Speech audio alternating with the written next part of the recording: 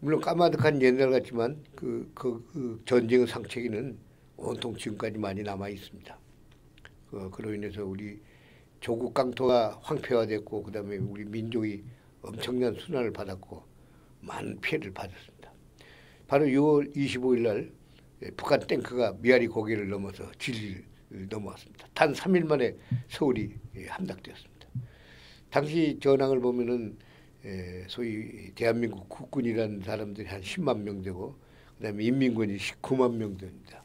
근데 더구나 인민군은 거기에 탱크에 비행기에 장갑차에 많은 병기를 가지고 있었는데 대한민국 국군은 아무것도 없었습니다. 그러니까 3일 만에 서울이 함락된 거죠. 자, 그 다음에 이제 7월 20일이 되면 전주로 인민군이 들어옵니다. 특공대가 새벽에 돌아가지고 이미 들어올 때는 서울이 전쟁이었기 때문에 모든 사람이 피난을 나가고 전주 시내가 텅텅 비어 있었어요. 그 바람에 이제 직장인도 도망가고 그다음에 피난 가고 그다음에 각 가정도 피난을 갔는데 그럼 어디로 다 갔느냐?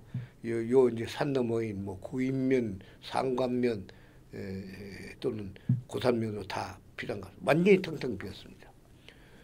그런데 이제 모두 직장에 나오라고 각 직장에서 이제 소리를 치기 시작했습니다. 벽보를 붙이고 학생은 등교하라. 그 다음에 이제 직장 나오라.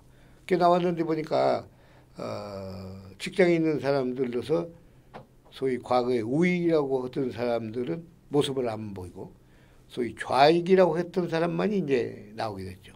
그리고 각 직장은 바로 인민위원회라고 하는 것을 만들어 가지고 가령 사장 전문은 없는 곳에서 사원들이 다 인민위원회 위원장을 하고 병원도 마찬가지로 다 도망가고 아무도 없는데 이제 남아있는 사람들이 일부 직장 인민위원회를 만든 겁니다. 바로 그때 하늘에서는 쌕쌕이라고는 폭격기가 하늘을 누비면서 보는 대로 폭격하기 시작했습니다. 우선 전주 시내 가장 크게 폭격당한 곳이 현재 중앙동 1가와 2가 사이인 고사동입니다. 그게 완전히 폭격을 당했고 구 전매정자리가 폭격을 당했습니다. 지금은 흔적도 없이 재건이 됐습니다. 그 다음에 또 하나는 이제 한벽당에 굴이 있습니다. 이제 그 굴에 인민군 기관차가 낮에는 숨기고 밤에는 돌아다니고 그러니까 그 굴에 대해서 기관총을 난사를 해가지고 거기 있던 사람도 수십만 명이 참사를 당했습니다. 뿐만 아니라 달구지만 지나가도 폭격을 하니까 아주 모두 공포와 불안에 떨었습니다. 이렇게 텅텅 비고 새로운 인민위원회가 만들어진 것은 비단 보통의 직장뿐만 아니라 큰 종합병원도 마찬가지였습니다. 근데 이 종합병원에서는 의사도 다 피난을 가버리고 그다음에 특히 예수병원 같은 곳은 우익에 가장 해당하는 기독교 신자들 아닙니까? 그러니까 기독교 신자는 공산당에서는 적이기 때문에 모두 다 텅텅 비고 없어졌습니다. 그러니까 이제 외부에서 들어온 사람도 있겠고 주로 그 직장 내에 해당이 안 되는 사람들이 예수병원 인민위원회를 만들어서 이제 위원장을 부임했습니다. 그런데 문제는 의사가 없는 겁니다. 그러면 환자는 그럼 환자도 없는데 무슨 의사냐면 환자가 꾸역꾸역 지금 들어오기 시작했습니다. 그게 어디서 왔냐면 낙동강전선에서 부상한 인민군대의 군인들이 들것에 매어가지고 그것도 들것이 많지도 않고 천이 없으니까 가마니로 만든 들것에 낙동강전선 진주 전선에서부터 들어옵니다. 처음에는 그들이 부상자들이 남원 도립병원에 왔는데 시설은 좁고 그다음 의사는 없으니까 거기다 얼마 놓고 그다음에는 전주로 돌아서 전주의 도립병원 그다음에 예수병원에 꾸역꾸역 돌아가지고 입원실은 말할 것도 없고 온통 복도에 찼습니다. 전부 총상 맞은 다리 없고 발 없는 그다음에 신음 없는 환자들입니다. 자, 의사가 없죠. 그래서 이제 소위 직장인민위원회 내지 정치모의부라고는 북한은 권력기관이 인민군을 대동으로 하고 전주 시내를 누벼가지고 우선 의약품부터 좋게 말하면 증발이고 나쁘게 말하면 약탈입니다. 내놔라. 그래서 그 약품을 끌어가고 그다음에 각 병원의 의사들도 다 밖으로 피난을 갔지 않습니까? 어디 있느냐 찾아가지고 전부 동원했습니다. 특히 외과 의사가 필요했습니다.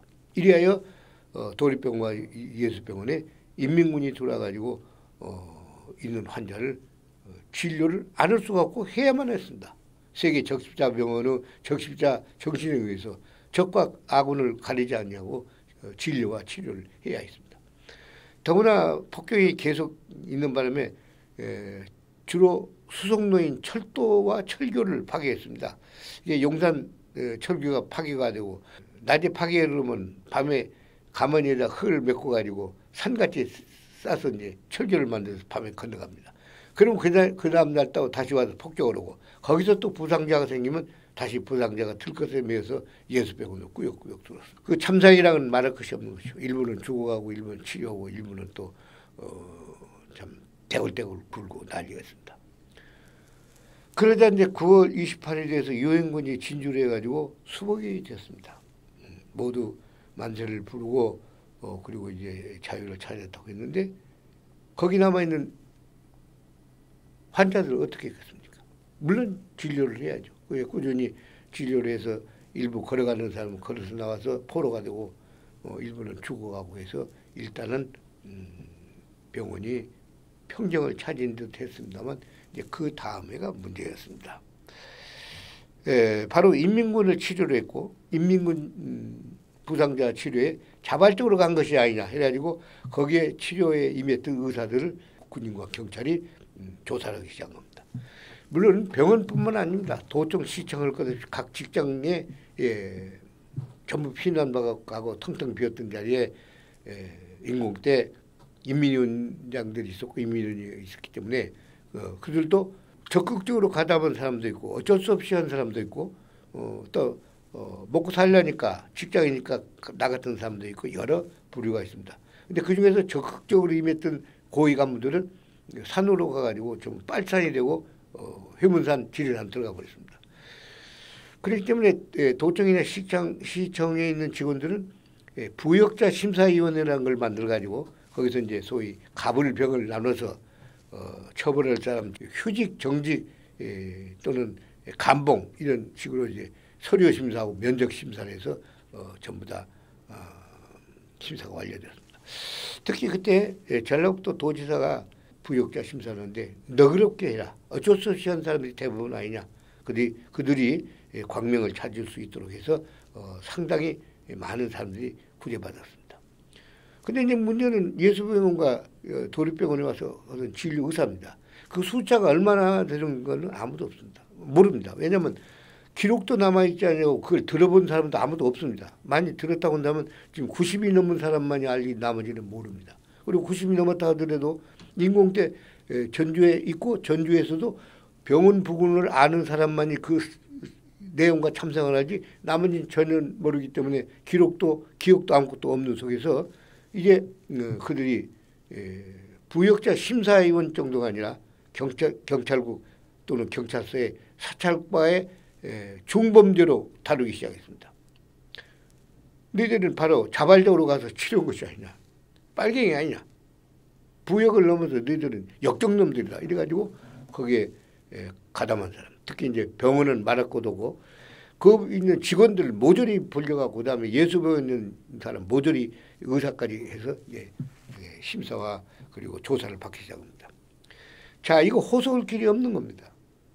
완전히 강제로 동원되고 징발되어서 가가지고 진료를 했고 또 진료 자체는 인민군이 되든 그건 역적 환자가 됐든 간에 진료를 해줘야 할 것이 아닙니까?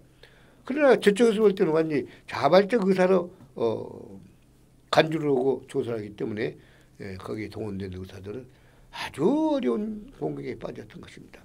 누구한테 호소할 것도 없고 따로 요즘처럼 변호사가 있는 것도 아니고 증언을 댈 수도 없는 것이고 치료받고 나선 인민군 환자들은 죽었거나 아니면 도망갔거나 포로가 됐거나 몇 중 하나죠.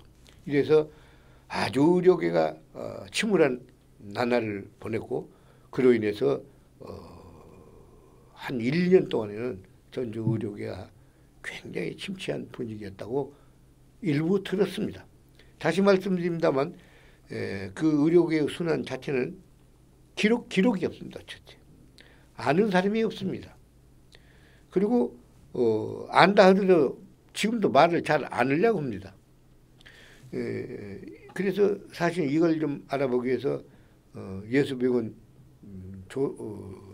역사실인가 조사실이 있더라고요. 제가 전화를 한번 해봤습니다. 그랬더니 이런 사실을 전혀 알지도 못하고 일부 내가 이 얘기를 했더니만 그런 사실이 있었습니까 하고 깜짝 놀라더라고요. 그런 정도로 지금 파묻혀 있습니다만 어쨌든 6.25 전쟁을 전후로 한 전주 시내의 의료계의 순환사 이것은 기록해야 하고 알아둬야 하고 후손에게 전해둘 필요가 있다라고 생각을 합니다.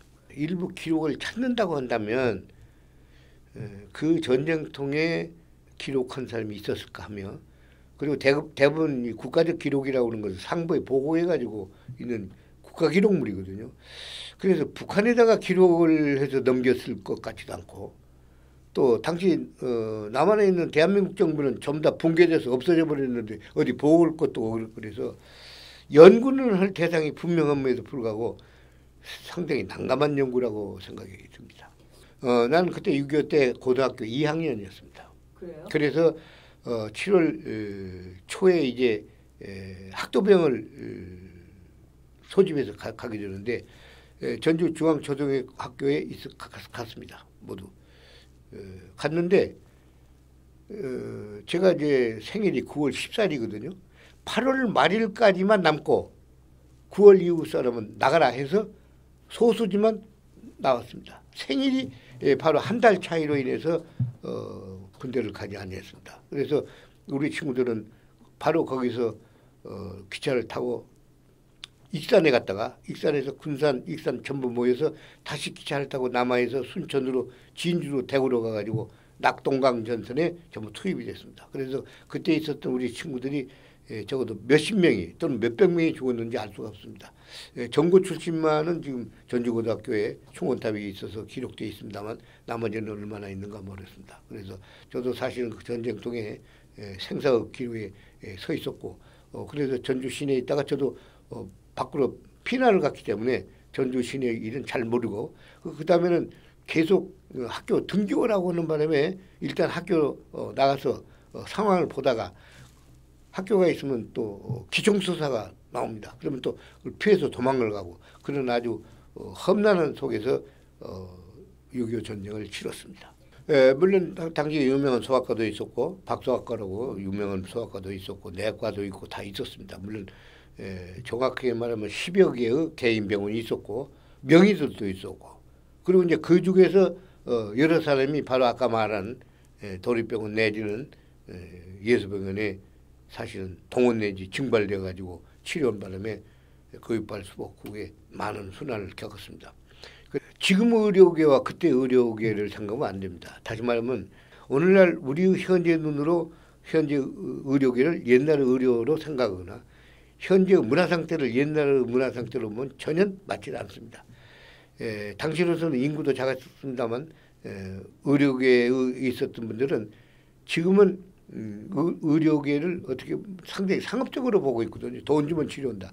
그때는 상당히 사명감을 가지고 있었고 그 다음에 일종의 자선사업 비슷한 그런 의료 행위를 했었던 겁니다. 그래서 예수병원에 와서 진료했던 그 사람도 인민군이 아니라는 걸 막론하고 동원됐습니다만 그런 의료봉사를 하다가 아주 험난한 길을 걷게 됐던 의료 순환사였습니다.